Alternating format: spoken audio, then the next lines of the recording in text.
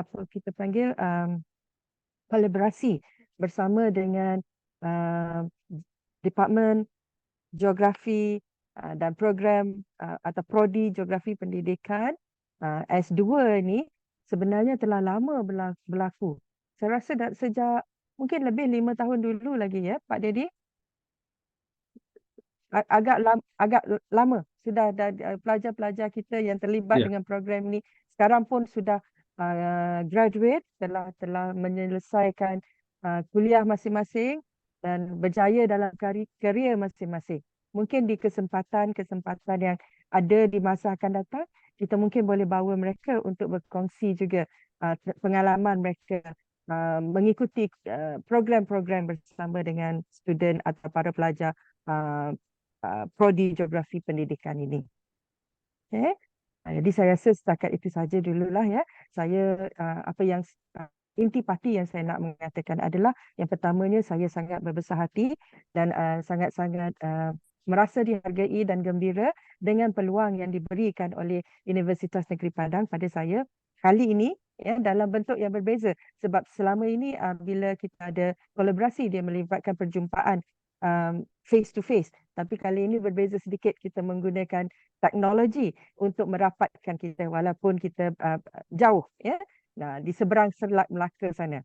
Tapi masih boleh kita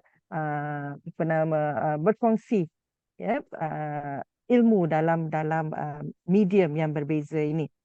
Okay, dan akhir kata kepada Pak Hasrul yang mewakili Bapak Dekan pada hari ini dan Pak Daddy Hermon, Ketua Prodi S2, Pak Iswandi yang saya nampak, yang saya kenali dan ada di dalam bersama-sama kita pada hari ini. Terima kasih banyak-banyak. Bu Adeline. Ada ya? Ada Bu Bu Ayuni, ada Pak Bayu Wijayanto, banyak. Oh, tak nampak. Saya walaupun dah berkacamata tak nampak lagi. Perlu di dekat-dekat baru nampak. Pak Asrul, Ibu Adeline ini sekarang sebagai Kepala Departemen Geografi Malaya di Fakultas Seni dan Geografi Social Science ya, di Malaya University. Jadi untuk adik-adik mahasiswa S1 yang hadir pada saat ini, kalau pengen menyambung ke Malaya University, kontak Bu Adeline nanti. Ya, silakan. Kami mengalu-alukan dengan tangan terbuka. Silakan. Terima kasih. Kemudian dosen-dosen kami yang nanti mau nyambung S3, kontak Bu Adeline. Iya, silakan. Sebenarnya para pelajar S2 maupun S1 di UNP ni adalah saya rasa seperti para pelajar saya sendiri di Universiti Malaya. Kami kerap ada banyak kolaborasi. Dan semoga dia berkekalan dan makin banyak di masa akan datang. Ya, amin. Dan khusus untuk Pak Asrul, semoga proses apa kita panggil pengundian sebagai rektor berjalan lancar. Semoga Bapak sukses. Amin. Terima kasih, Bu Adeline. Baik. Itu saja Pak Edi. Terima kasih. Terima kasih Pak Adeline. Baik. Terima kasih Pak Asrul, terima kasih Pak Is, ada Bu Ayuni, ada Pak Bayu dan mahasiswa. Kemudian silakan Bu Adeline memulai perkuliahan. Apakah kami bisa izin pamit, Bu Adeline? Boleh, silakan. Baik, jumpa kami lagi pamit nanti dulu. Ya. Kami pamit dulu. Assalamualaikum warahmatullahi wabarakatuh. Waalaikumsalam. Terima kasih Pak Din, Prof. Momon, Bapak Ibu dosen, Pak Is, Bapak siswa semua. Assalamualaikum warahmatullahi wabarakatuh. Waalaikumsalam warahmatullahi wabarakatuh. Izin buat nih, Prof. Ya Pak Is, jumpa lagi Pak Is. Ya, buat nih. Assalamualaikum warahmatullahi wabarakatuh. Okay, saya kongsikan slide ya. Mana ini dia. Boleh nampak slide yang saya kongsikan? Sudah Ibu. Boleh ya? Baik. Assalamualaikum lagi sekali. Sekejap ya, saya ingin tengok. Sekarang kita ada 36, maksudnya 35 participants. Baik, seperti mana yang tadi saya maklumkan, sedikit perkenalan diri telah pun saya bagikan, telah pun diberikan tadi ya, dalam sesi yang awal tadi. apa lagi saya nak bagi tahu, mungkin berkaitan dengan Universiti Melaya. Ada di antara pelajar-pelajar, saudara-saudari sekalian yang pernah ke Universiti Melaya? Memang pernah datang ke Universiti Melaya sebelum Sudah ini? Ibu. Ada ya? Sudah Ibu. Oh, ramai. Okey. Dan kuliah sama pada tahun lepas ya? Iya Ibu. Ataupun Ibu. Ya, Bu. Sudah. maaflah saya tak dapat nak ingatkan semua orang. Apatah lagi hari itu kita berjumpa cuma sekejap ya. Baik, seperti mana yang dimaklumkan tadi oleh Pak Dedi, kuliah saya ini meliputi satu siri yang ada 4 kuliah setiap hari Isnin jam 8 sampai 9:30 malam. Ya. Dan tajuk besar yang diberi kepada saya adalah pembangunan berkelanjutan, ataupun saya rasa dalam bahasa Inggerisnya adalah sustainable development. Kita di Malaysia kita gunakan istilah pembangunan mampan. Ya. Dan berkaitan dengan itu, apabila saya bercakap ini, teringat saya akan bahasa yang akan kita gunakan sebagai medium. Kerana saya tidak berapa pandai, bukan tidak berapa, memang tidak pandai berbahasa Indonesia. Jadi adakah boleh difahami jika saya teruskan kuliah dengan menggunakan bahasa Melayu Malaysia? Boleh faham tak? Bu, Kalau paham. faham, boleh ya? Ataupun Boleh paham, boleh ya? Dokter. Okey, ataupun bahasa Inggeris lebih baik bagi anda semua. Bahasa Melayu aja Bu. Bahasa Melayu ya. Baik, baik. Tapi saya punya slides itu ada bahasa Inggeris, banyaknya bahasa Inggeris campur sedikit dengan bahasa Melayu. Itu enggak apa-apa ya?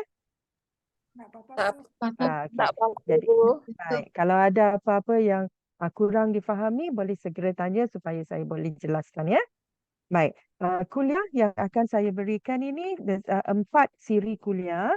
Yang pertama pada hari ini adalah berkaitan dengan man and environment interaction, ataupun interaksi manusia dan alam sekitar. Ini sebenarnya apa yang kita akan telitikan pada hari ini. Diikuti dengan kuliah pada minggu hadapan yang akan memfokuskan tentang pembangunan ekonomi dan juga environmental development, and economic development and environment trend, ya, dan memfokuskan kepada peranan pengurusan alam sekitar. Pada minggu ketiga kita akan melihat kepada konsep pembangunan mampan ataupun konsep sustainable development, melihat kepada analytical aspect of sustainable development and also the normative aspect. Maksudnya, kita akan cuba fahami apakah itu sustainable development. Okay? Apakah pembangunan berkelanjutan itu dari segi konsepnya, dan apa yang kita perlu lakukan ataupun apa yang kita boleh lakukan supaya matlamat itu boleh dicapai. Dan seterusnya, pada minggu yang keempat, kita akan melihat kepada satu target spesifik yang merupakan sebahagian daripada konsep sustainable development yang dipanggil sebagai sustainable development goals, ataupun lebih kerap dipanggil dengan kependekannya SDG. Okay? Saya rasa semua negara di dunia, terutama para pelajar yang mendalami ilmu geografi dan pengajian alam sekitar, sememangnya sudah biasa mendengar istilah SDG ini. Sekejap, sorry ya. Okey. Baik, kita mulakan kuliah kita hari ini ya dengan slide yang pertama. Okey. Ini hold on. Sekejap ya, saya tak nampak. So, saya kena ubah slide sikit. Right. Okay, so men and... Maaf.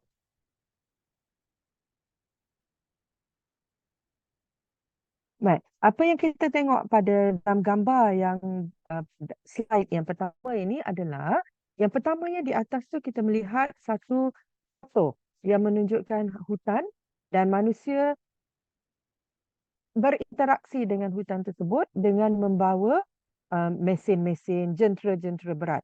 Apakah yang mereka lakukan?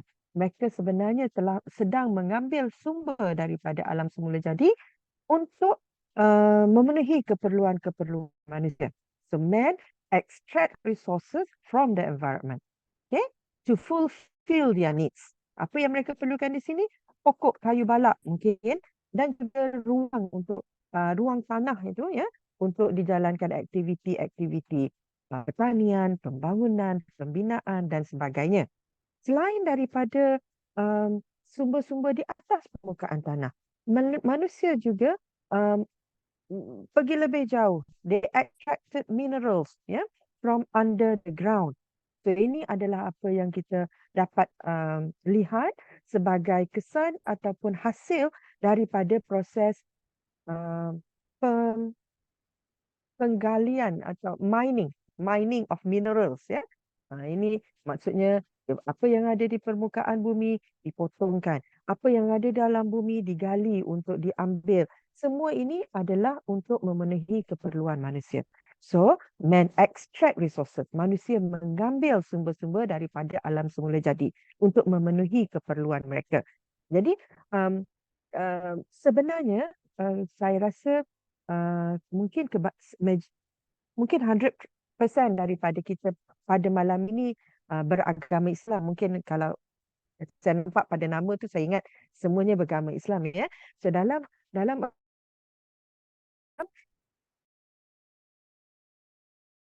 bahawa permukaan bumi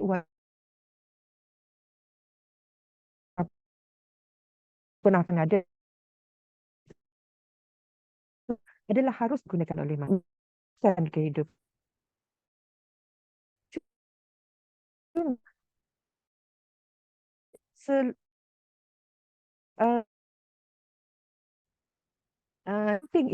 Kita harus cukupnya dan tidak perlu mengambil lebih daripada yang kita perlukan.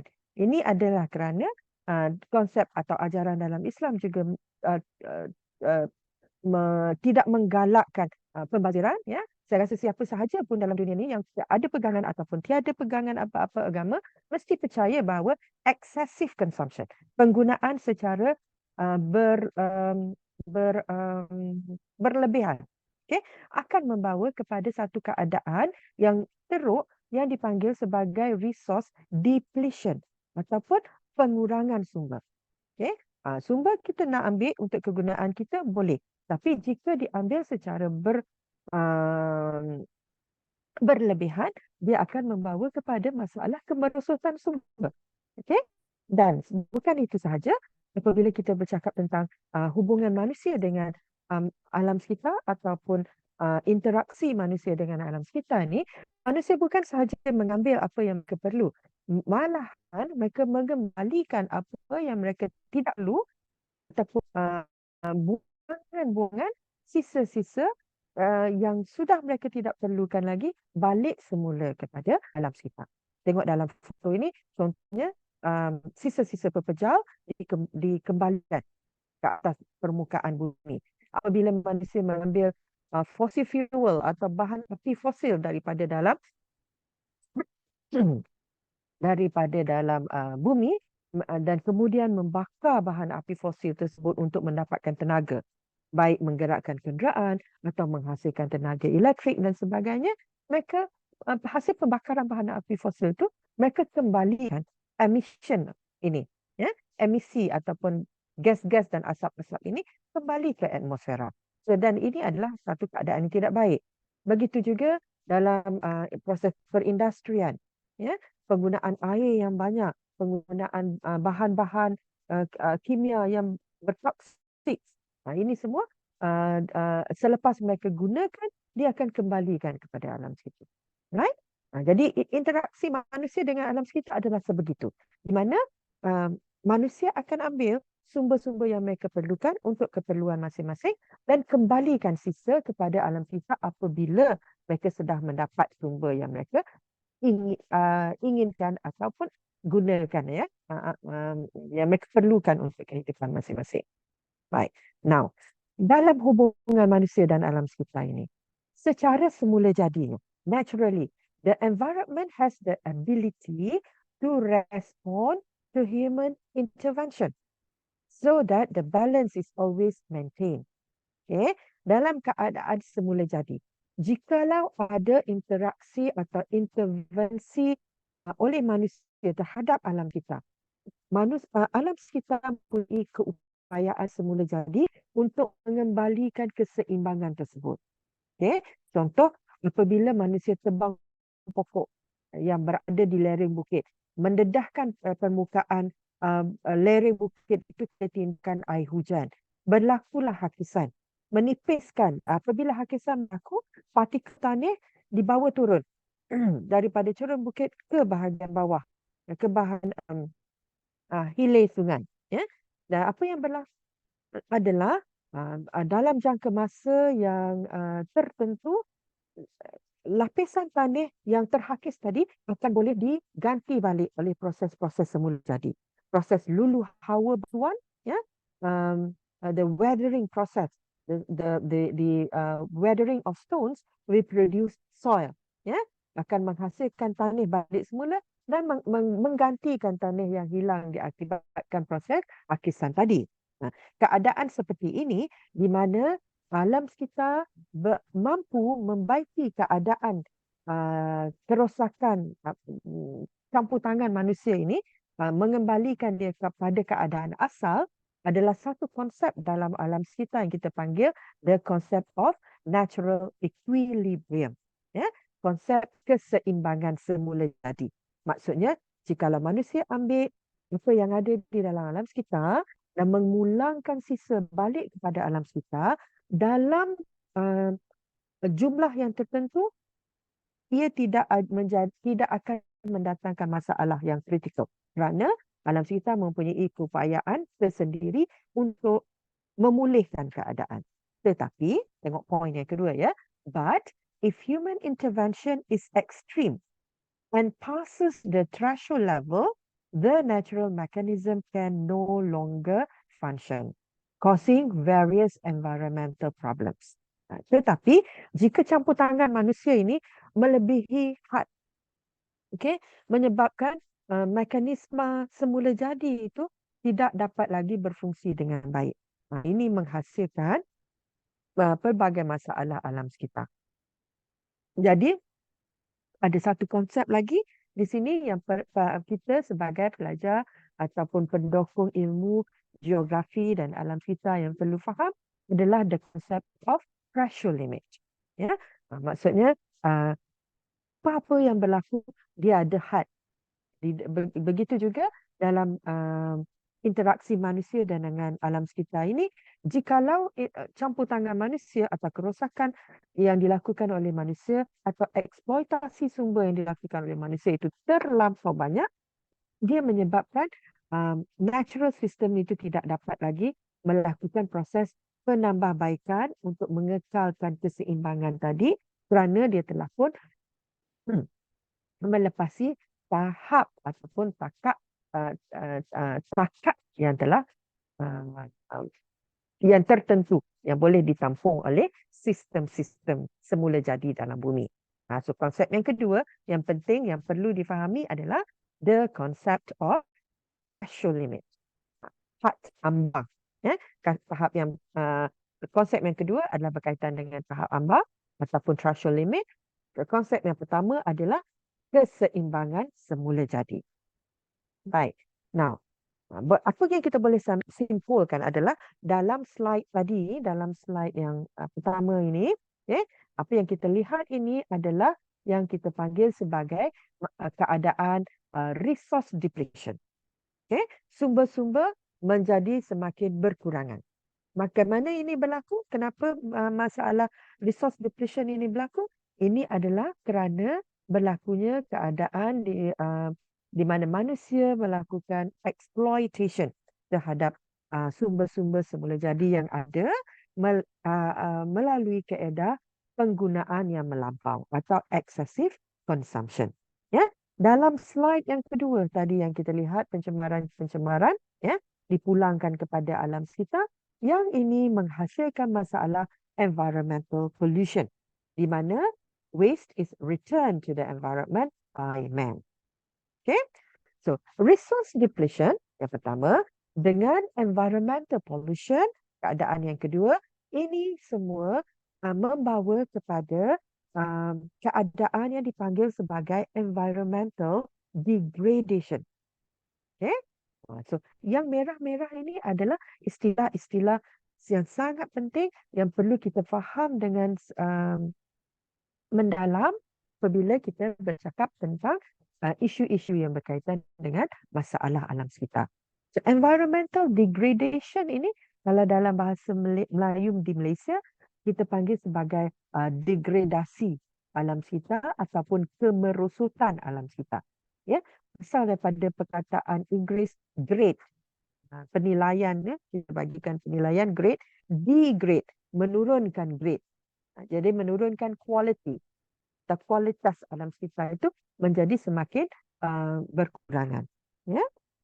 Dan environmental degradation ini merujuk kepada masalah resource depletion and environmental pollution. So environmental degradation is not only detrimental to the environment. Bila kita kata ini adalah masalah kemerosotan alam sekitar, dia sebenarnya bukan hanya merujuk kepada kualiti atau kualitas alam sekitar yang semakin berkurangan, di mana udaranya sudah kurang bersih, airnya sudah semakin kotor, sumber-sumbernya semakin berkurangan. Bukan semata-mata itu, tetapi dia juga berkait dengan impaknya kepada manusia dari segi kesihatan manusia, dari segi kegiatan ekonomi manusia. Okay? Dalam keadaan alam sekitar yang dah tidak optimum, ya, yang ada pencemaran di sana sini dan sebagainya, maka keadaan alam sekitar yang sebegitu, ya, yang telah berkurangan kualitinya, degrade, ya, environmental degradation itu, dia menyebabkan kita sebagai manusia yang merupakan sebahagian daripada alam sekitar yang berkongsi dengan apa yang ada di dalam bumi ini, kita environmental degradation may cause humans to become unhealthy. Dan apabila manusia ini tidak sihat, mereka tidak dapat lagi bekerja secara optimum. Dia akan mempengaruhi keupayaan bekerja. Dan ini ada impak kepada ekonomi mereka. Ya? So the social economic.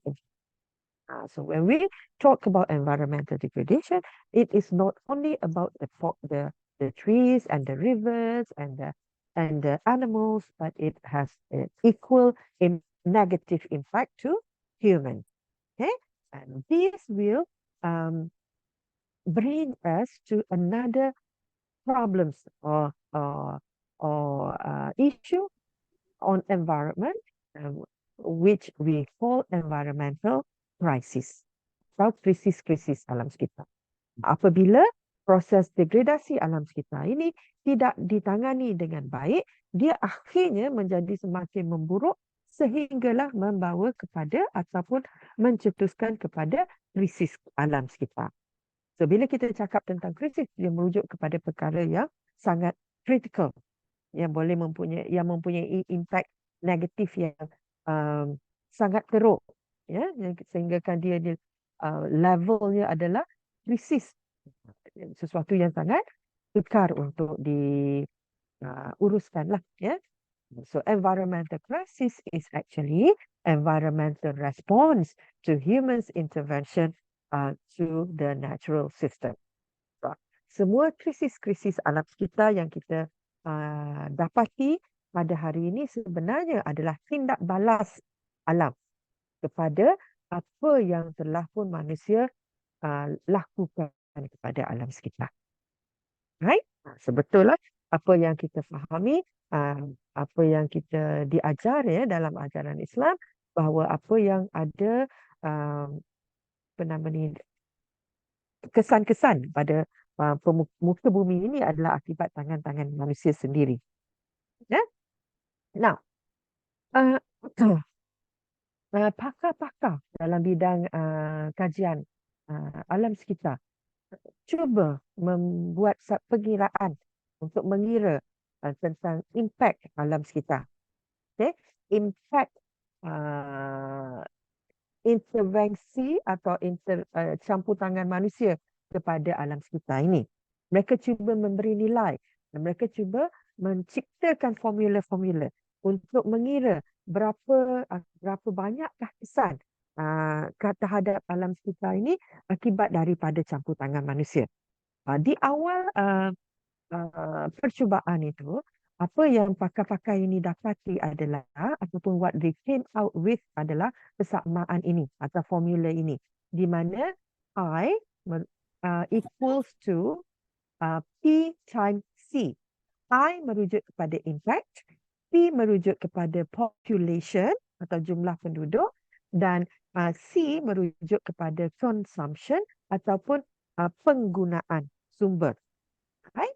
So daripada formula ini, apa yang kita dapat faham adalah impact kepada alam sekitar adalah bersamaan dengan berapa banyak jumlah manusia di dalam dunia didarabkan dengan berapa banyakkah sumber yang mereka ambil daripada alam sekitar.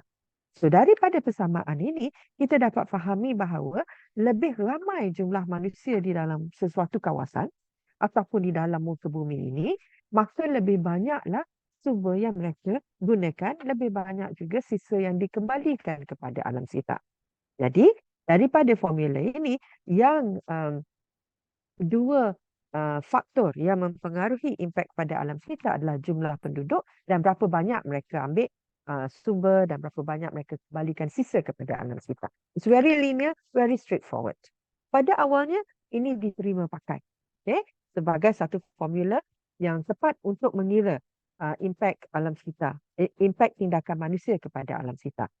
Tetapi apabila manusia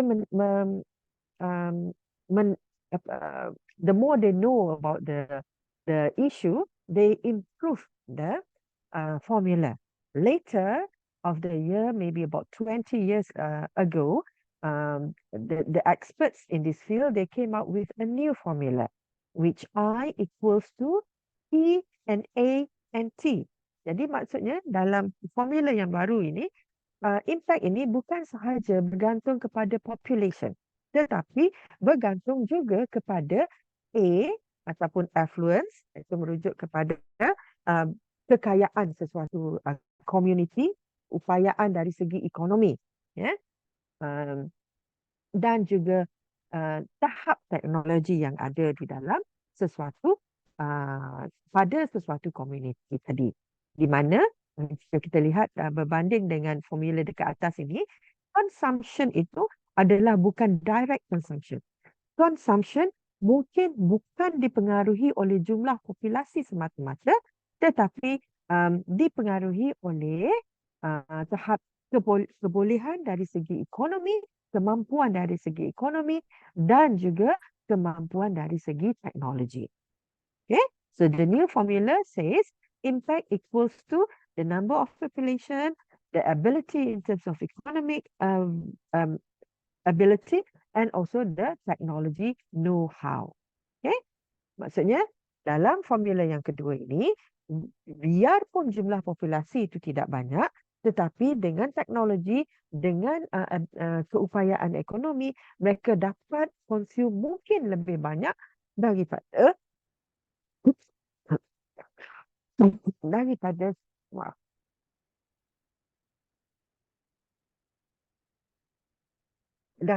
jumlah populasi yang sedikit.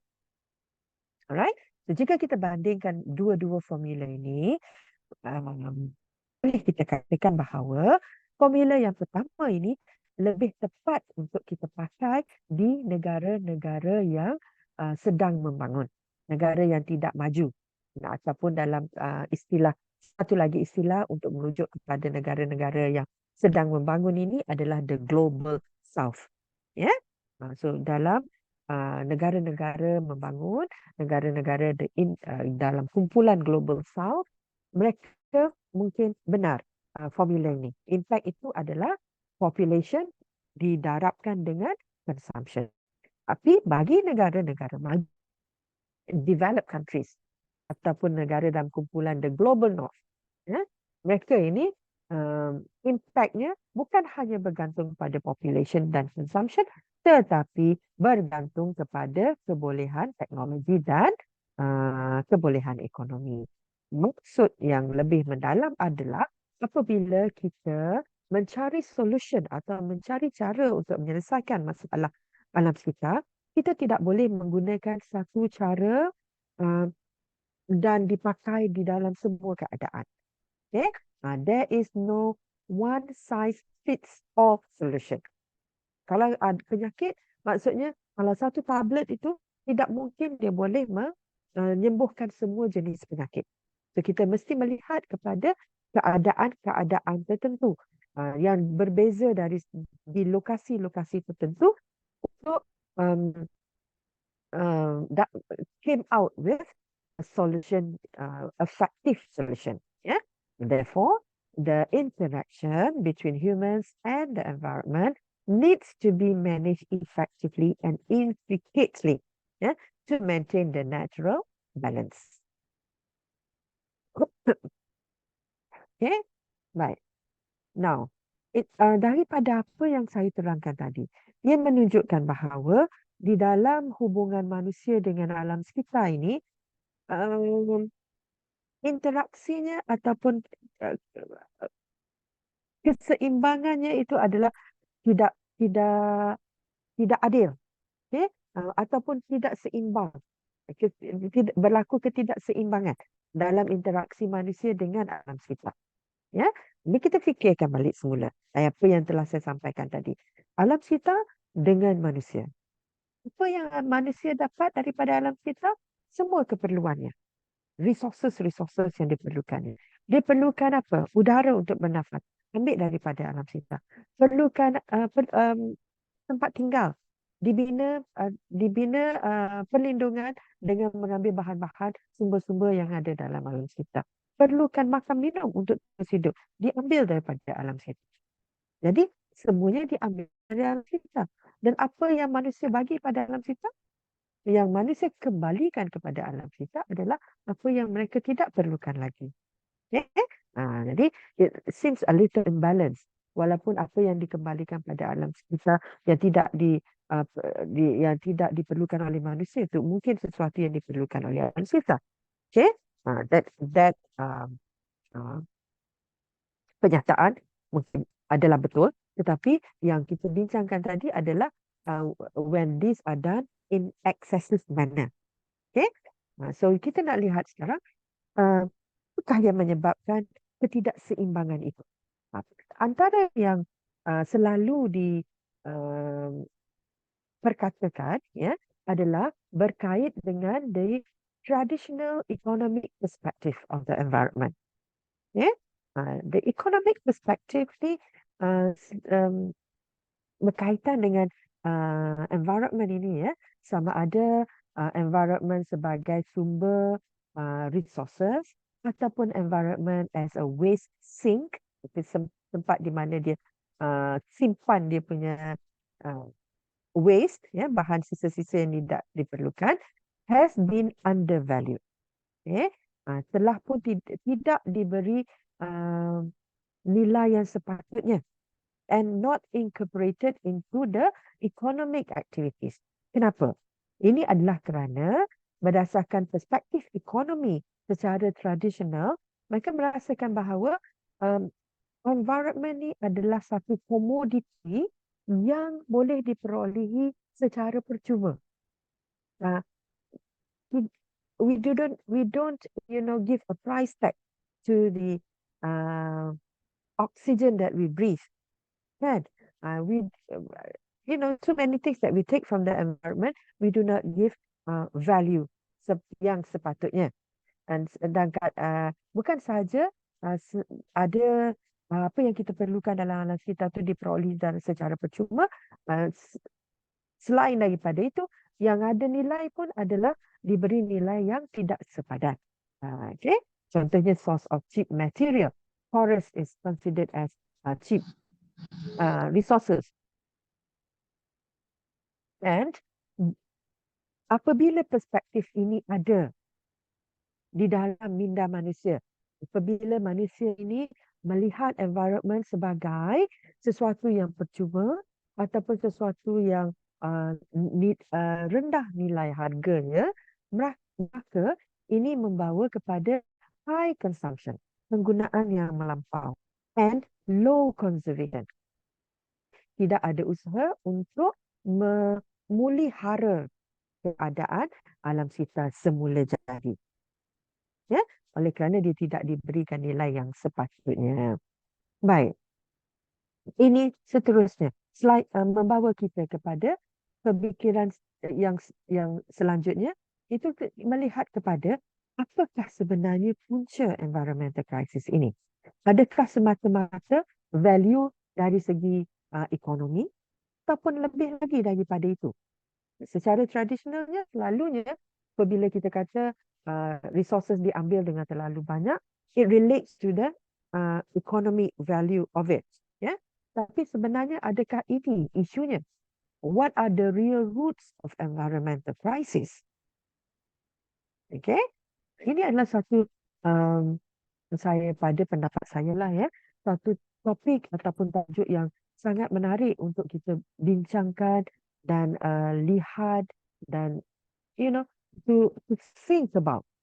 Karena kita nampak apabila kita imagine, kita gambarkan hubungan kita dengan alam sekitar, apa yang kita buat dengan alam sekitar. Kita ambil resources from the alam sekitar and we return our waste to the environment. While that is okay jika dibuat dalam jumlah yang bersederhana, tapi oleh kerana beberapa keadaan tertentu, manusia ni mengambil lebih daripada sepatutnya. Sementara pula jumlah manusia ini atau penduduk bumi ini atau populasi ini sentiasa meningkat. Meningkat dengan kadar yang sangat cepat dan rapid, ya, rapid population growth. So, apakah sebenarnya the roots of environmental crisis? Because if you want to offer any solution to overcome the environmental problems, we need to understand what is the root of the problem. Jika kita tidak memahami punca sesuatu masalah, kita tidak mungkin dapat menangani masalah tersebut. Apa-apa perubahan ataupun apa-apa penyelesaian yang kita boleh beri, jika kita tidak merujuk kepada the root of the problem, dia hanya akan menutup masalah buat masa yang sementara, tapi tidak mungkin dapat menyelesaikan, atau menghasilkan kaedah penyelesaian yang efektif. Alright. Jadi ini adalah antara pendapat-pendapat pakar di seluruh dunia yang berkaitan dengan apakah punca environmental crisis. Yang pokoknya adalah merujuk kepada interaksi manusia dan alam sekitar. Yang pertamanya berkait dengan apa yang kita bincangkan tadi adalah capitalism. I think all of aware about what capitalism is all about. Yeah, it is a predominant economic system yang mana dalam sistem ekonomi di seluruh dunia adalah berdasar kepada capitalism ini asaskan kepada supply and demand. Okay, berdasarkan capitalism, the more is always better. Okay, dari segi sumber ke, dari segi orang ke, dari segi wang ke, the more is always better. And in capitalism, if there is demand, there will always supply. Okay, asalkan ada permintaan, there will supply, regardless of apakah impact kepada alam sekitar. So, number one, it is because our ecosystem. Yang kedua, ada juga yang berpendapat bahawa the environmental crisis yang kita alami ini adalah disebabkan oleh the modernization. Okay, kemodernan yang kita alami. kemodenan merujuk kepada the introduction of industry. Okay, kita ada revolusi. Sebaik saja selepas Perang Dunia Kedua kita ada revolusi pertanian. Kemudian kita ada revolusi perindustrian. Ya, dan kemudian kita ada banyak jenis industrial revolution berasaskan kepada beberapa key points. Ya, mula-mula apabila manusia mula steam, menghasilkan tenaga daripada steam. Kemudian manusia jumpa petroleum dan fossil fuel sebagai sumber tenaga. Kemudian nuclear, and then to the internet, ya, perkara-perkara sebegitu. Teknologi dan industri ini sebenarnya memberikan endless economic growth. Yeah, they support the economic growth. Yeah, so modernization bukanlah how to say, bukan bermaksud kemodenan yang kita ada sekarang ini adalah perkara yang tidak baik semata-mata. Tetapi kita kena faham juga antara istilah modernization versus civilization. Okay? Ada seorang ahli falsafah Iran bernama Ali Sariati. Dia membincangkan tentang perbezaan antara modernization and civilization. So modernization pada pendapat filosofi tersebut, ya, adalah sesuatu yang dilakukan tanpa nilai dari hati. Yeah, modernization is like tidak mengambil nilai-nilai kemanusiaan. Berbeza dengan civilization. Civilization adalah perubahan daripada keadaan yang tidak tahu kepada yang semakin tahu, tetapi dengan mengambil kira juga impact kepada manusia, manusiawinya. Okay? So modernization, while civilization itu adalah baik. Ya? Tapi yang ditekankan dalam sistem kehidupan manusia sekarang ini adalah modernization. So, some people think that modernization adalah salah satu daripada kunci krisis alam sekitar. Yang ketiga, ada juga yang menyalahkan kepada semua masalah berkait dengan alam sekitar ini kerana manusia ini ramai. Oleh kerana itu, dibalik kepada yang formula tadi, I equals to P times C. Kerana population itu tinggi, so maksudnya impact itu sentiasa tinggi. Ini pegangan seperti inilah yang menyebabkan sesetengah orang berpendapat bahawa sesetengah orang lah, ya, yang berpendapat bahawa the pandemic COVID pandemic yang kita semua lalui 2 tahun lepas mungkin adalah salah satu cara semula jadi ataupun mungkin juga bukan semula jadi ciptaan manusia yang bertujuan untuk mengurangkan populasi manusia di dunia pada ketika ini. Itu pendapat-pendapat, ya. Ada orang bersetuju, orang tidak bersetuju. Jadi semua orang bebas mengeluarkan pendapat masing-masing. Dan yang keempatnya adalah kerana sifat manusia.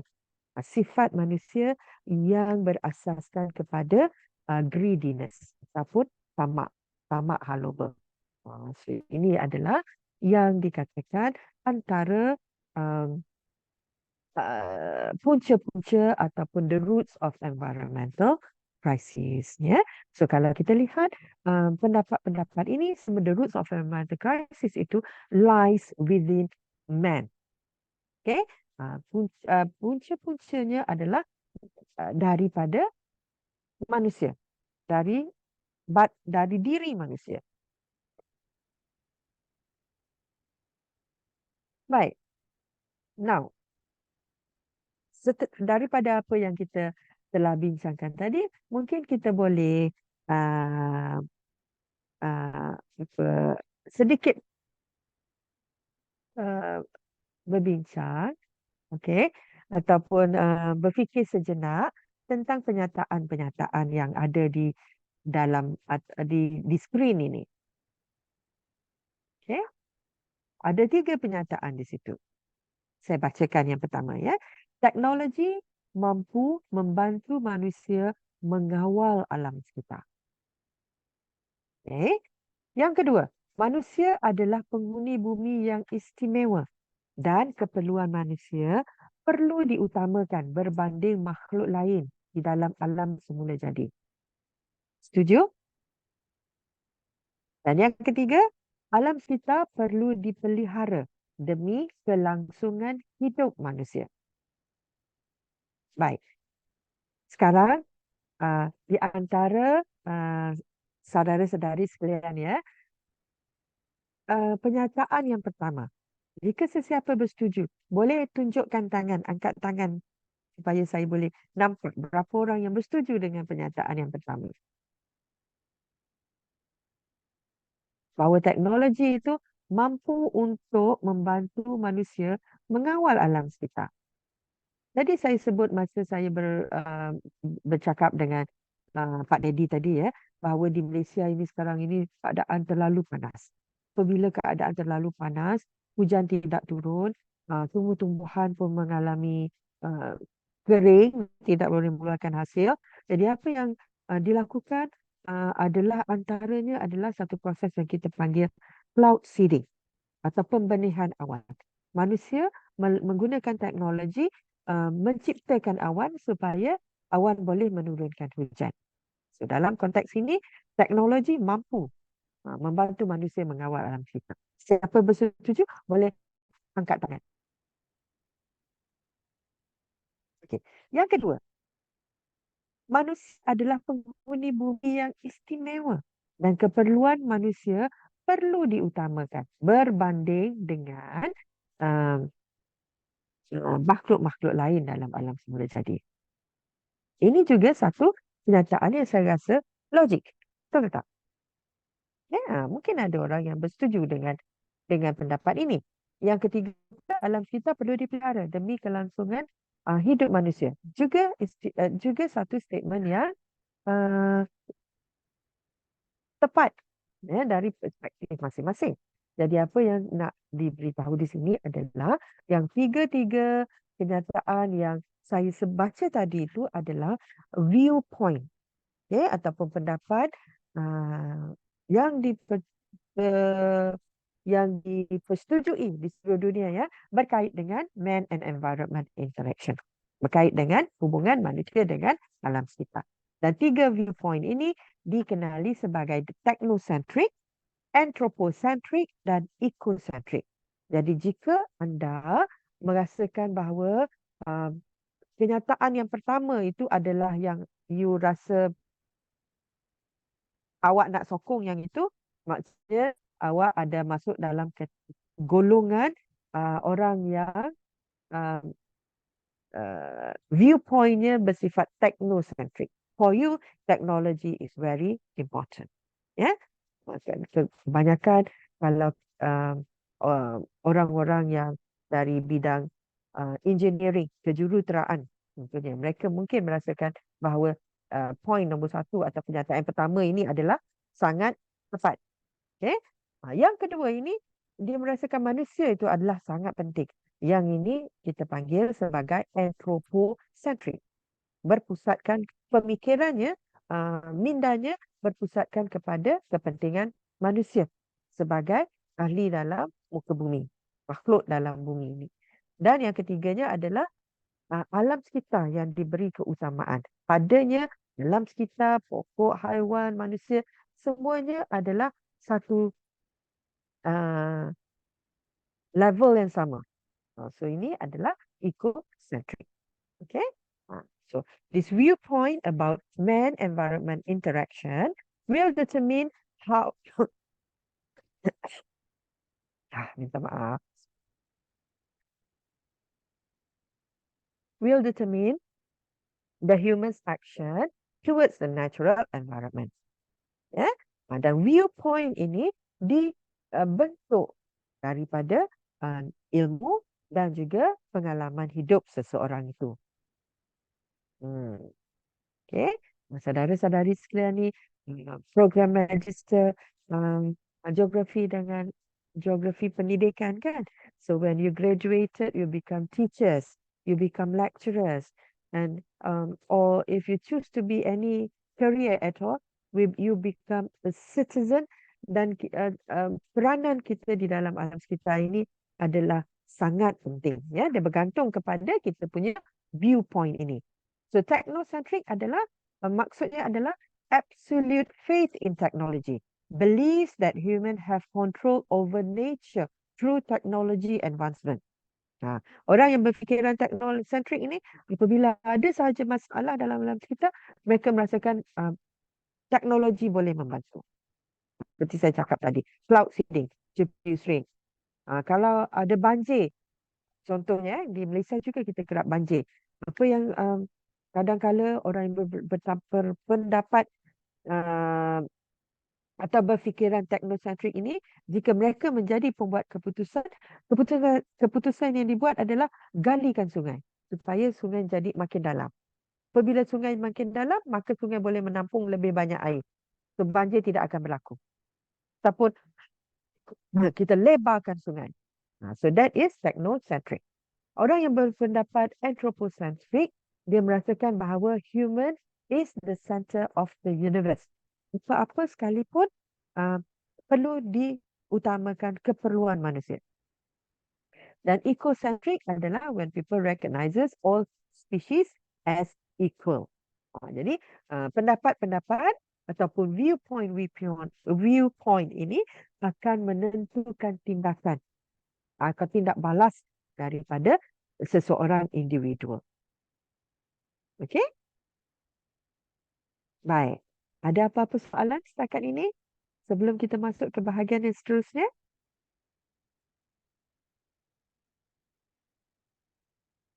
Okay. Jika tiada soalan, saya teruskan saja ya.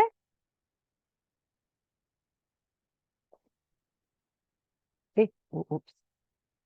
Okey, sekejap biar saya nak tengok dulu siapa yang ada.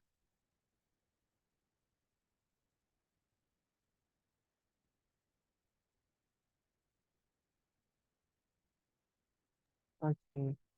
Now.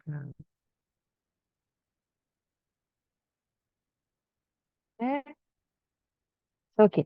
Jadi, berdasarkan apa yang saya bincangkan tadi, ya, apa yang kita dengar, apa yang dibentangkan tadi, maksudnya apabila kita bercakap tentang man and environment interaction adalah sangat penting untuk kita belajar bagaimana menguruskan alam sekitar or environmental management. So environmental management ini, apabila kita sebut environmental management, dia kelihatan ataupun bunyinya menjurus kepada perbuatan untuk menguruskan alam sekitar. Walhal tugas sebenarnya adalah untuk menguruskan interaksi manusia dengan alam sekitar merujuk kepada tindakan manusia. Bukan semata-mata menguruskan alam sekitar. Contohnya, apabila kita mendapati bahawa ada satu kawasan yang mengalami proses penyahutanan atau deforestation. Okay? Bagaimana menguruskan keadaan deforestation tadi? Satu pendapat mungkin akan merasakan bahawa kita perlu tanam lebih banyak pokok. Okay? Ataupun kita mesti pelihara pokok-pokok yang ada.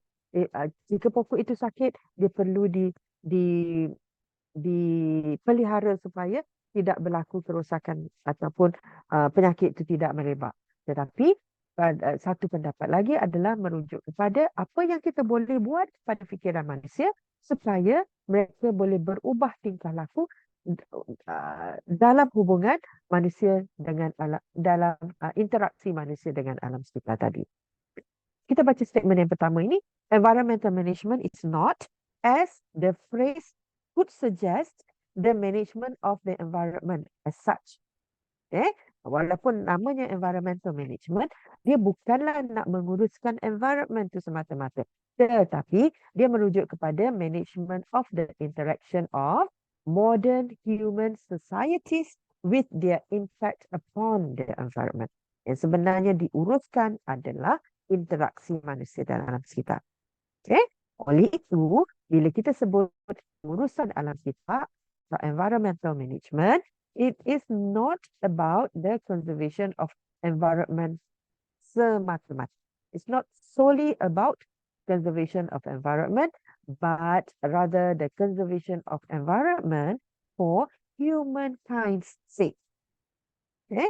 Jadi kita memang menguruskan alam sekitar, tetapi pengurusan alam sekitar itu merujuk kepada pengurusan tindakan manusia, dan yang keduanya pengurusan yang berlandaskan kepada kepentingan manusia. So that is what environmental management from the social science perspective is all about. Okay? Sebab bila kita bercakap tentang environmental management ini, dia ada di pelbagai bidang disiplin ilmu. Environmental management can be a study in engineering, can be a study in pengajian agama, ataupun dalam the study of laws. Yeah? But the perspective is different. So from the perspective of social sciences, it is about what I've mentioned to you just now. Yeah, it's about controlling the behavior. When you want to control the behavior of man, to ensure that their interaction with the environment is in a balanced manner, what you need to do is to make sure that the mindset is correct. Yeah. Now, when they have a good mindset or a balanced mindset about the man-environment interaction, then the behavior would be as such. Okay. Now, right. So when we talk about environmental management, there are terdapat beberapa perkara-perkara yang sangat penting yang perlu diberi perhatian. Yang pertamanya adalah tentang siapakah. Bila cakap tentang environmental management, siapa yang terlibat? Who are the person in charge or involved in it? Who are the stakeholders?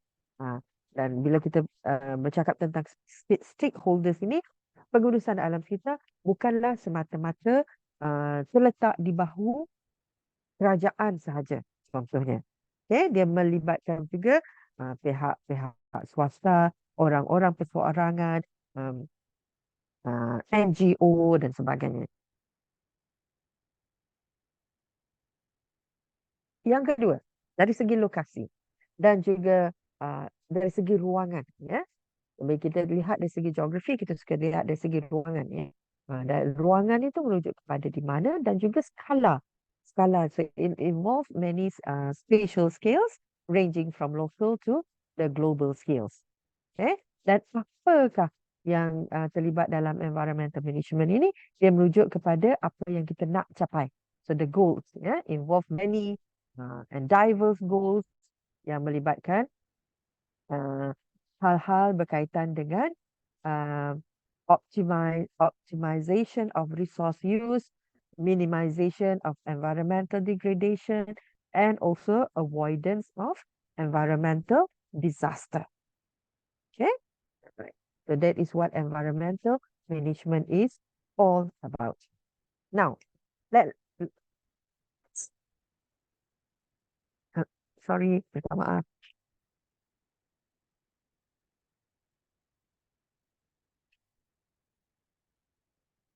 Nah, untuk memberikan kita lebih fahaman, ya, untuk mendalamkan fahaman kita lagi tentang interaksi manusia dalam alam sekitar dan kepentingan untuk kita menguruskan alam sekitar, kita lihat satu contoh. Okay, how to manage waste. Okay, ini kita lihat seperti mana saya sebut tadi, apabila kita berinteraksi dengan alam sekitar dalam meneruskan kehidupan kita seharian, kita mengembalikan sisa kepada alam sekitar. Dan ini timbunan sisa dalam kita menghasilkan bertimbun sisa atau sampah sarap untuk menampung kehidupan kita dalam sepanjang hayat kita. Okay? But walaupun namanya cuma sampah dan sisa, tapi pengurusannya bukan mudah. Pengurusannya memang memerlukan kos yang tinggi. Ya, So it is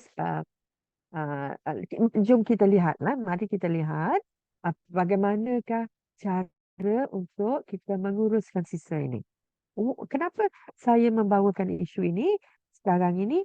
Kerana daripada konsep asas yang kita tengok pada slide yang pertama tadi, ya, yang bahawa apabila manusia berinteraksi dengan alam kita, dia ambilkan sumber dari alam kita, dia kembalikan sisa kepada alam kita.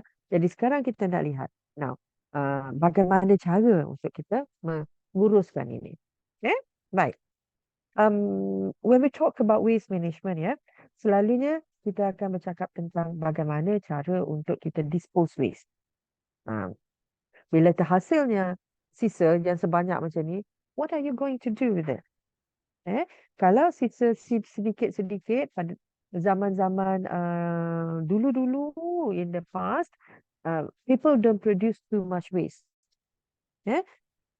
But with the present lifestyle, with modernization, remember just now I mentioned about modernization, people have a different lifestyle and they produce more waste, but not only more in terms of volume and quantity, but the type of waste that they produce also is different. Some of the waste yang sebahagian besar daripada sisa yang dihasilkan oleh manusia di dunia ini terdiri daripada bahan-bahan yang tidak boleh lukus. Maksudnya bila dia ada di muka bumi ini, digunakan oleh manusia, tak mahu lagi dibuang oleh manusia dan dia akan berada di situ selama-lamanya. At least selama hayat manusia lah. Ya. Antara contohnya adalah bahan-bahan yang dibuat daripada yang kita nampak berbagai warna. Plastik sekali guna. Lepas guna sekali dia buang. So disposable plastics. Okay. So the important element in waste management adalah tentang bagaimana kita dispose. Satu cara yang paling mudah digunakan adalah send it to the landfill. Hantar ke tapak pelupusan. Okay. Biar dia ada kat situ. And then bila dia dah penuh, kita tutup dan kita pergi cari kawasan lain untuk dijadikan tapak pelupusan. Masalahnya, terutama sekali di kawasan bandar, ruang yang perlu disediakan sebagai tapak pelupusan itu tidak banyak. Jadi kita perlu compete untuk mendapatkan ruang untuk dijalankan pembangunan dengan ruang untuk dijadikan tapak pelupusan. Jadi ini adalah satu cara yang tidak berapa feasible. Yang kedua, mungkin juga cara yang biasa dibuat adalah incineration. Bakarkan. Okay? Bakar juga adalah keadaan yang kurang bagus dari satu aspek. Dari aspek yang pertama, dia boleh mengatasi masalah kekurangan ruang. Sebab apabila sisa ini dibakar, dia akan menghasilkan atau menukarkan barangan tadi kepada abu. Dia ada flying ash and bottom ash. Okay? Tapi bottom ash tu ada ataupun abu, ya. Abu itu dia jadi dari segi saiz dia sikit kecil. So dia mengurangkan masalah ruang yang dikaitkan dengan tapak pelupusan atau landfill tadi. Dan berbagai-bagai cara lain lagi lah untuk kita dispose waste.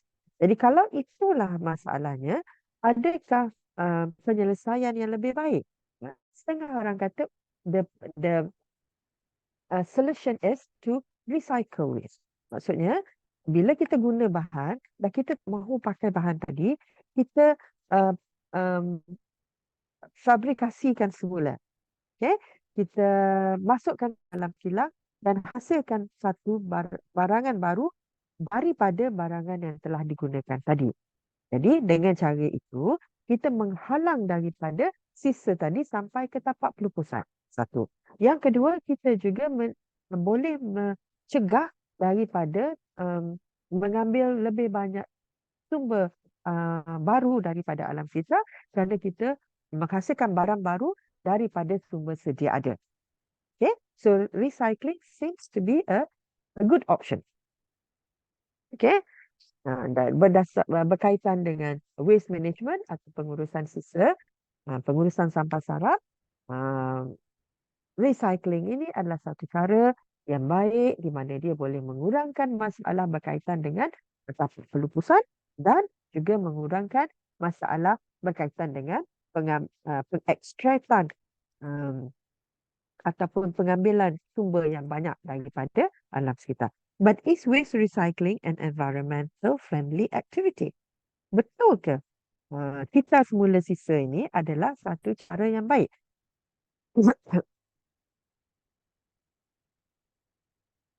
Jika ya, kenapa dia adalah cara yang terbaik? Dan sebaliknya, kenapa? Okay. Mari kita lihat pada gambar rajah ini. Ya. Ini merujuk ataupun menunjukkan kepada proses-proses yang berlaku berkait dengan riwayat atau kita hidup sisa. Ya. Cuba kita fikirkan hari ini. Saudara-saudari sekalian, apakah sampah sarap yang kita telah buangkan hari ini ke dalam tong sampah? Kertas mungkin, botol, plastik pembalut, plastik daripada air, botol air dan sebagainya. Apabila kita buang ke dalam tong sampah, ke mana sampah-sampah itu pergi? Because kerana itu kita dah tak nampak lagi sampah tersebut, betul tak? Okay, so this is the roots yang dilalui oleh sampah kita. Yeah. When you throw away your rubbish, it gets into the dustbin and it will be collected by the truck, garbage collecting system dengan kenderaan, di mana kenderaan ini digerakkan dengan pembakaran bahan api fosil dan kemudiannya dibawa ke pemprosesan. Jikalau dia belum lagi diasingkan, di Malaysia kita ada undang-undang yang mewajibkan semua sampah itu diasingkan sebelum dibuang. Tetapi undang-undang ini ada dua perkara lah. Yang pertama penggubalannya dan yang lebih penting lagi adalah pelaksanaannya. Setakat ini boleh saya katakan bahawa pelaksanaannya adalah tidak berapa efektif walaupun undang-undang itu ada yang peruntukkan denda sebanyak RM1,000 Malaysia jikalau didapati bersalah di mana ahli-ahli isi rumah tidak mengasingkan sisa. Asingkan berdasarkan apa? Asingkan berdasarkan kepada sisa-sisa baki yang tidak boleh dikita semula dengan bahan-bahan yang boleh dikita semula. Maksudnya sebegini, ya. Yang boleh dikita semula ni terus kita asingkan untuk di-recycle. Yang tak boleh dikita semula itu sahaja yang kita buang. Di-collect, kemudian ada proses processing lagi sekali. Andai kata ada lagi bahan-bahan yang boleh di-recycle yang tidak diasingkan dan seterusnya akan dibawa ke tempat untuk dia dibersih. Seterusnya bersih ni dibawa balik ke tempat recycling lah, ya. Dan jika dia tidak boleh lagi dibuat apa-apa, barulah dihantar ke tapak pelupusan. Right? So ini adalah apa yang berlaku dalam isi rumah. On the right hand side adalah apa yang berlaku dalam industri. Sama juga. Businesses will generate waste. The waste will be collected, bring to the processing plant, and then some will go to the disposal landfill. Some will go to the recycling factory. Okay? Apa yang saya nak tunjukkan di sini adalah dalam proses untuk menghantar kita punya sisa ni ke tapak pelupus ke recycling activity, ya. Dia akan melalui juga aktiviti ataupun proses di mana sisa itu dikutip dengan menggunakan kenderaan yang digerakkan oleh bahan api fosil. Dia juga akan dibawa ke kilang-kilang di mana di dalam kilang ini digerakkan dengan menggunakan tenaga dan yang didapati daripada pembakaran bahan api fosil juga. Okay, now let's look at one example. Plastic product recycling process, ya. You collect, ya. Contoh plastik, you collect and then you sort, berlaku proses shredding, di mana bahan tadi akan di shred, potong kepada saiz yang lebih kecil. washing, dan akhirnya proses penghilangan bahan baru. Okay? Ini menggunakan pembakaran bahan api fosil. Ini di dalam kilang semua ini menggunakan tenaga. Sama ada tenaga daripada apa-apa sumber, tapi perlu ada tenaga untuk menggerakkan mesin. Ini menggunakan air yang banyak untuk proses pembersihan. Right? Now let's look in context of alam sekitar secara keseluruhan. Ya. Nah, yang seterusnya, jikalau kita lihat kepada sisa organik, ya, food waste recycling. Jika kita ada makanan yang tidak dihabiskan dan we throw away in the bin, ya, musim-musim raya dan semasa Ramadan bila ada makanan banyak tidak berhabisan, maka dibuang seperti ini. Dikutip dengan kenderaan yang digerakkan dengan bahan api fosil, pembakaran bahan api fosil. Kemudian look at this. These are all packaging, food packaging, made of plastic or any other material which is not recyclable. Okay, bukan semua plastik boleh di-recycle. Okay, jadi ini akan dibuang di tempat like landfill. Dan seterusnya bahan-bahan makanan tadi, bahan organik tadi akan masuk ke dalam satu kilang untuk diproses secara anaerobic digestion. Dan proses anaerobic digestion itu akan menghasilkan output yang boleh dimanfaatkan, iaitu gas-gas, gas-gas biogas yang boleh digunakan untuk menghasilkan tenaga dihantar ke grid seperti ini. Selain daripada gas, ada juga kompos-kompos, ya, yang boleh digunakan kembali untuk aktiviti pertanian. Okay, it goes round in a circle. So this is called circular economy. Okay, circular economy adalah satu pembetulan dari segi konsep ekonomi berbanding dengan linear economy. Dulu linear economy di mana sesuatu bahan itu dihasilkan, dijual lebih banyak, lebih bagus in the capitalism macam saya bagi tahu tadi. Dan now the economists now introduce the concept of circular economy di mana sisa bagi satu aktiviti itu dikembalikan ke dalam proses untuk menghasilkan bahan-bahan yang baru. So it goes in a circle. Tidak ada sisa maksudnya. Okay. Now. Wait, okay. Jadi sekarang ini apabila kita merujuk kepada aktiviti-aktiviti yang saya terangkan tadi berkaitan dengan pengurusan sisa. Sama ada dia pergi ke landfill ataupun dia di-recycle.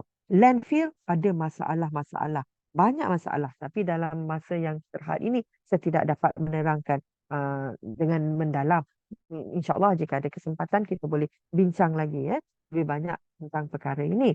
Tetapi yang kita nak bincangkan sekarang ini adalah tentang pendapat ini. Adakah recycling ini, waste recycling ini adalah satu aktiviti yang mesra alam? Hakikatnya adalah jika kita lihat daripada proses yang telah saya terangkan ini, waste recycling melibatkan juga aktiviti-aktiviti yang boleh mendatangkan pencemaran pada alam sekitar.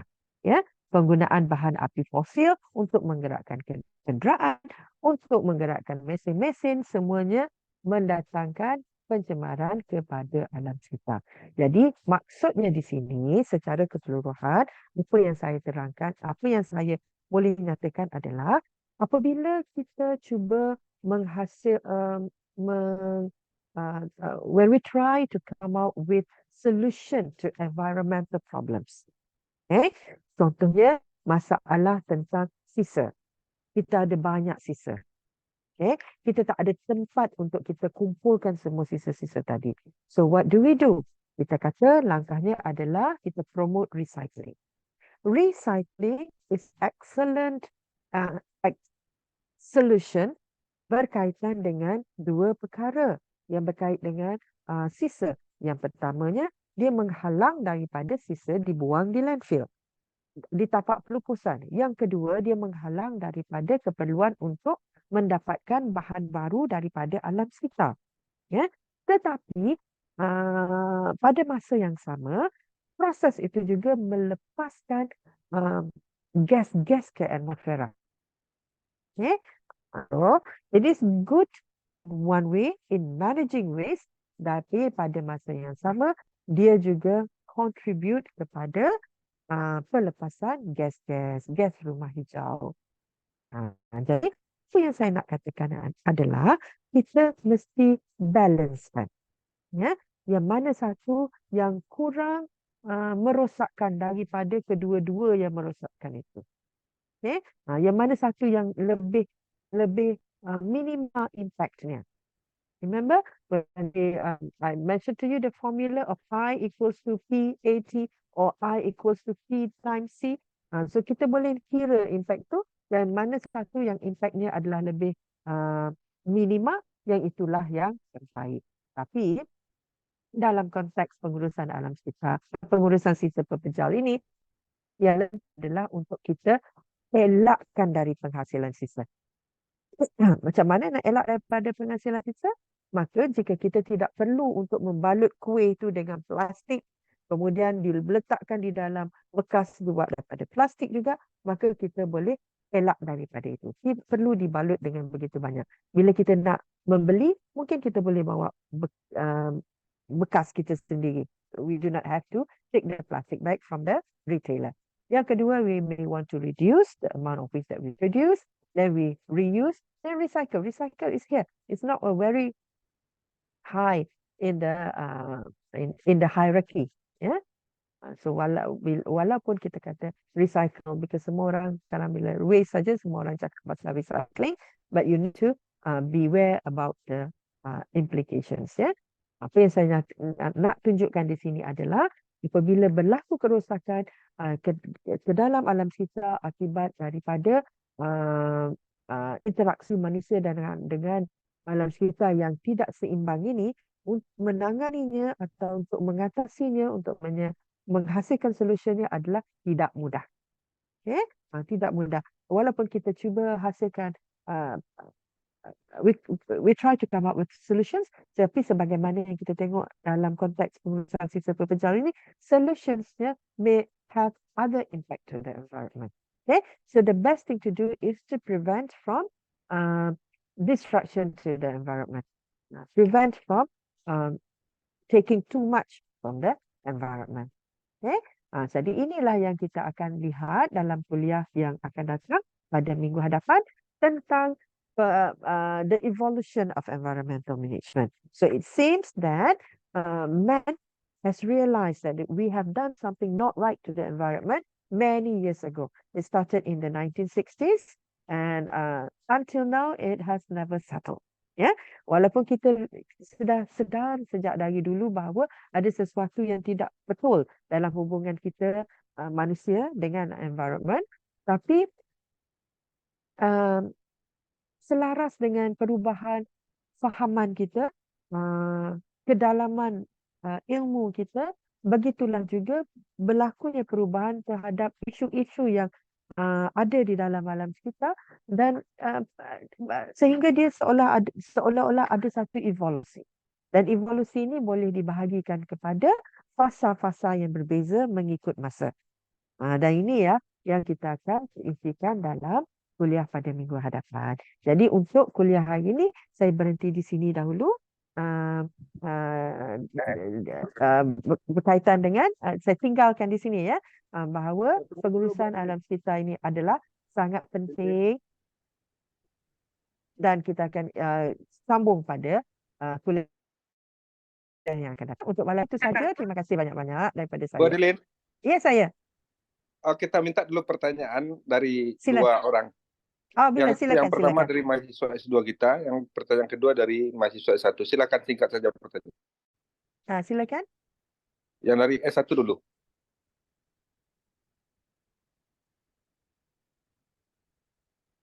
Ihsan, apakah ada pertanyaan yang lain? Cepat. Waktu kita ambil. mahasiswa S2 silakan. Tidak ada? Oke, Mbak Dilin, tidak ada pertanyaan pada saat ini. Saya tanya Bu Adeline, boleh tak? Boleh, siapa Bu ya Yuni. saya? Apa? Assalamualaikum. Waalaikumsalam, siapa ya? Apa ya? Bu- Bu Ena. Bu Ini Ena. Berna Boleh silakan. nampak dari sini. Sila Bu Ena. Oke. Saya Apa nak khabar tanya. Bu? Sehat Bu, maaf lahir batin. Iya, sama kita. Ya. Ini dari pengelolaan waste ini kayaknya yang lebih, kalau di Indonesia ya, yang case-nya Aha. yang lebih agak berat itu masalah edukasi environment ini, apa yang berbasis edukasi macam tuh, seperti pemilahan sampah dan lain-lainnya itu. Kalau di Malaysia macam mana manajemen ini, Prof? Okey, di Malaysia, seperti mana di Indonesia juga hampir sama. Cuma kita mainkan serampangnya dua mata begitu. Yang pertamanya, yang edukasi itu diteruskan dan yang kedua dengan menggunakan peruntukan undang-undang. Ya, yang edukasi itu diteruskan di mana kita cuba pada awalnya dalam tahun awal 2000 begitu, kempen digiatkan. Kempen demi kempen. Tetapi semuanya tidak berjaya. Di mana antara kempennya adalah untuk mengasingkan sampah-sampah dari rumah ini kepada jenis-jenis yang berbeza. Jadi itu kelihatan agak sukar sebab terlalu banyak tong sampah yang diperlukan. Jadi pada tahun 2015 dikecilkan hanya kepada dua. Satunya sampah basah, yang keduanya yang kering. Itu yang diulang-ulang kepada masyarakat supaya bisa dijadikan diubah tabiatnya. Dan pada masa yang sama juga satu peruntukan undang-undang dibuat oleh kerajaan. Diluluskan oleh Parlimen tahun 2007 tapi hanya boleh mula dipakai tahun 2011.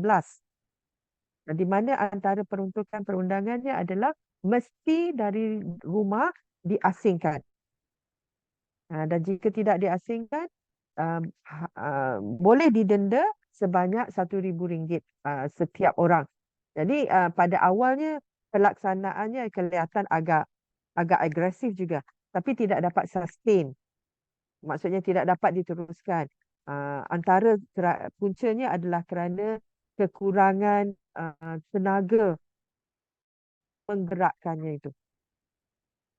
Jadi setakat ini boleh kita katakan bahawa pendekatan perundangan itu sangat tipislah kejayaannya. Bisa Bu Ena? Berarti oke. Ini aturan tentang use plastik macam mana di Malaysia? Sebab Indonesia sekarang sudah mulai ada larangan tak boleh menggunakan plastik untuk tempat belanja. Iya. Oke, kalau Malaysia sudah ada aturan macam tu tak? Aturannya ada Bu. Kita panggil itu roadmap atau macam jalan lah. Jalan yang tu menuju kepada zero single use plastik atau plastik sekali guna. Tetapi seperti mana yang saya sebutkan tadi, aturannya itu ada, tapi pelaksanaannya itu tidak berjalan dengan efektif. Dia ada beberapa fasa. Fasa yang pertama yang ini okey. Di mana di kedai-kedai tidak lagi diberikan plastik untuk bawa barang. Sebaliknya, bila kita ke kedai, kita kena bawa plastik kita sendiri. Yang itu boleh, itu senang. Itu sudah berjaya. Cuma bila membeli makanan, bila membeli minuman dalam botol, yang itu belum lagi melekat di dalam, belum menjadi tabiat kebanyakan penduduk. Begitu. Tetapi perancangan kerajaan sudah ada. Fasa demi fasa, termasuk yang fasa pertama adalah menggantikan beg membeli belah, itu selesai. Yang keduanya adalah pembungkusan-pembungkusan. Yang ketiganya menggantikan pembungkusan plastik yang dibuang sekali guna dengan bahan-bahan yang boleh disposable material. Dan akhir sekali adalah menggantikan medical single use plastics. Itu dalam tahun 2000 targetnya sampai ke peringkat itu. Walau bagaimanapun apabila COVID berlaku, ada terlalu banyak gangguan lah dalam fasa itu, sebab pada ketika itu ialah untuk tujuan keselamatan kita tidak memberi perhatian kepada generation of waste dalam fasa COVID pandemic itu. So sekarang ni macam sepertinya mula balik semula pada tangga bawah untuk menuju kepada matlamat yang telah ditetapkan itu. Baik, Oke, terima kasih Prof. Hari ini dengan Bu Adilin. Terima kasih Bu Adilin. Sama-sama. Minggu depan pada jam yang sama. Ya. Terima kasih semua ya atas kehadiran. Terima kasih Bu Adilin. Iya, sama-sama. Terima kasih. Selamat malam. Selamat malam Bu. Assalamualaikum. Waalaikumsalam warahmatullahi wabarakatuh. Saya keluar ya. Jumpa minggu depan. Ya, Ya, minggu terima depan. kasih, Bu. Sama-sama.